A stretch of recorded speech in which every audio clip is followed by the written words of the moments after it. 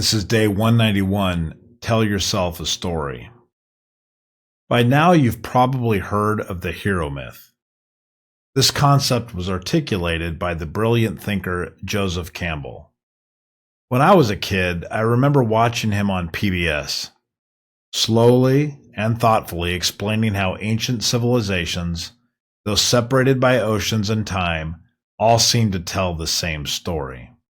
The same myth, just different costumes and names.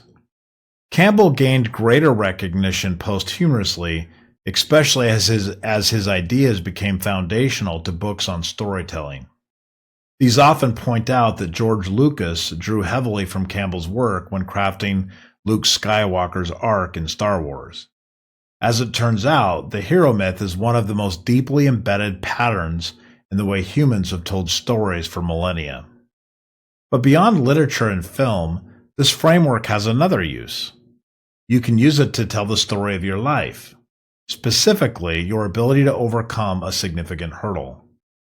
Let's say you lost your job, or you were seriously injured. Maybe someone close to you died, or you received news of a life-altering diagnosis. Whatever the trial, instead of sinking into despair, you can craft your own hero myth.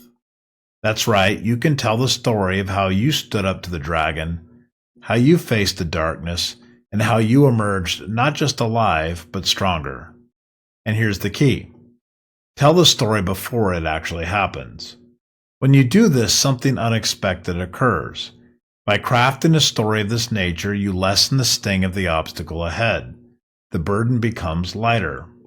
In a strange way, the story becomes a prophecy. When you memorize your own victorious outcome, it begins to take root. Your belief in a potential future transforms into something more than just hope. It becomes a memory. And when you memorize the successful version of your journey, you are far more likely to live it out. The hero myth framework. The hero myth typically follows a pattern. A person lives in an ordinary world and then is called to adventure, usually through a disruption or a crisis. They resist at first, but then they accept the challenge, often with the help of a mentor. They journey into the unknown, face trials, confront their greatest fear or enemy, and eventually return transformed. They bring back wisdom, strength, or healing, both for themselves and for others. So, let's think of a brief example. The divorced man's hero journey. Consider a man whose marriage falls apart, largely due to his own failings. Perhaps he was selfish, inattentive, or emotionally distant. The divorce devastates him. At first he spirals, consumed with guilt, shame, and regret. But somewhere in that darkness he hears the call to change. He takes the first step. He gets some help. He reads. He listens. He learns to love well, how to be honest, and how to serve others. His journey is long and painful. He has setbacks. He stares down his inner demons. But in time, he rebuilds not just his life, but his character. And though he may never undo the past, he becomes a man capable of a better future.